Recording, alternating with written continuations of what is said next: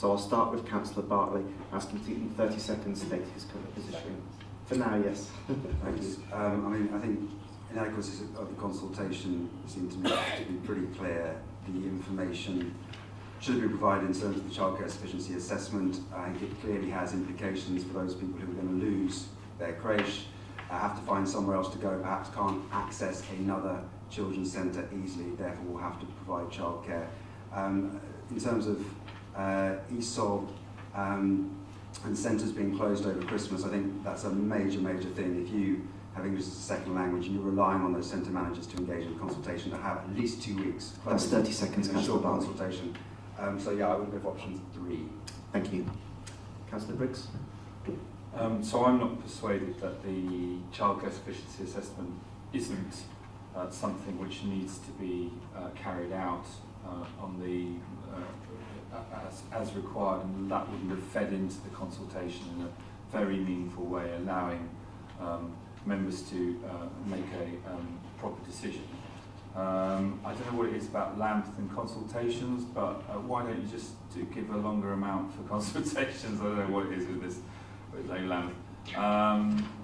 That's time, Councillor Briggs. Yeah, so I think, because I'm not persuaded on the childcare sufficiency assessment in particular, I would want the decision referred back to Cabinet. Thank you, Councillor Briggs. Councillor Masters? Yeah, I'm not convinced about the sufficiency assessment study not being needed, and I also have reservations about the length of consultation given the Christmas period. We all know, especially if you've got children, that the run up to Christmas is hectic, and the aftermath of Christmas is equally stressful. You're trying to recover. So I think that given the period, that consultation should have been longer. I would go for option 3. Councillor Lindsay? Thank you, Chair. I don't think any of us want to be faced with a situation like this, and I certainly don't think any of us were motivated to get into politics to be faced by situations like this. I have concerns with the length of the consultation, particularly over the Christmas period. There seems to be some inconsistencies with data collection versus in person versus online, which I'd like to understand further.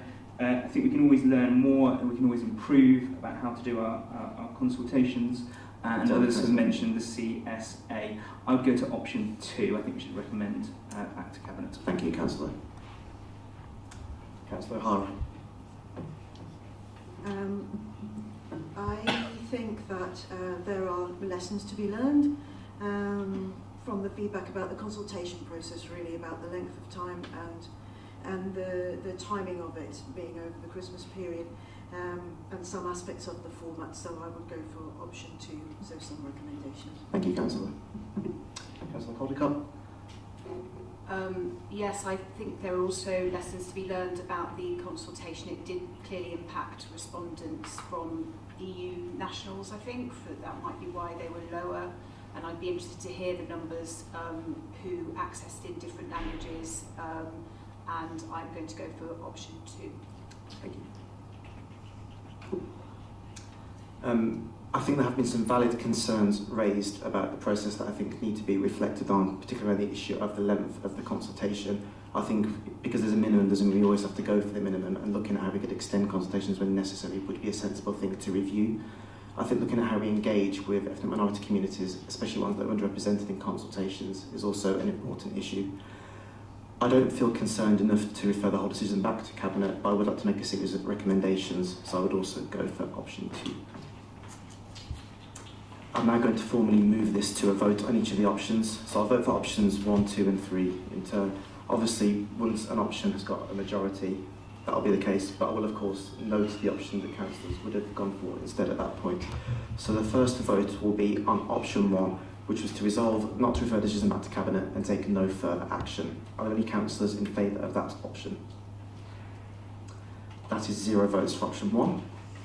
So option 2 is to resolve not to refer the decision back to Cabinet, but nonetheless to make such recommendations to Cabinet as we see fit as a committee. Can I see which members are in favour of option 2, please? That is 4 votes, which is a majority of the committee, which means that is the option we're pursuing tonight. I'm assuming Councillor Briggs and Bart, you'd like it to be noted that you were in favour of option 3, and we can certainly... And Councillor Masters, apologies. One Labour councillor. Absolutely, so it will be noted which council prefer that option, but option 2 is one we've chosen, so we now need to agree what recommendations we'd like to refer back to the Cabinet. If I may start, there's a few that I'd like to suggest, if people are happy to bear with me. So to begin with, I think there are issues about the childcare sufficiency assessment that have been validly raised that will need to be looked at again. I would like to propose a recommendation that it will be confirmed to this committee at the earliest opportunity what the timescale will be for the production and publication of the new childcare sufficiency assessment, with a view to this being considered by a future meeting of the committee. Are people happy for that to be a recommendation that we put forward? It's kind of cart before the horse, really, isn't it? Or whatever it is. I mean, the recommendation for it to be meaningful would be for the childcare sufficiency assessment to feed into the recommendations, to feed into the new arrangements.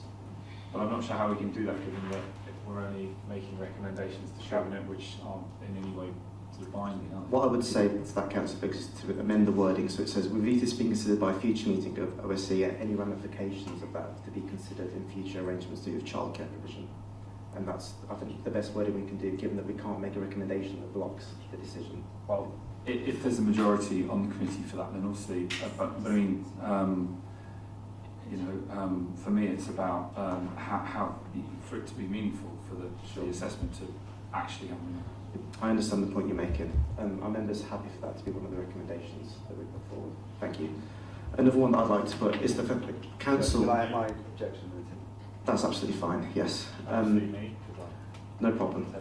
Another one that I'd like to recommend is for the council to review and amend its approach to statutory consultations to ensure that we don't always go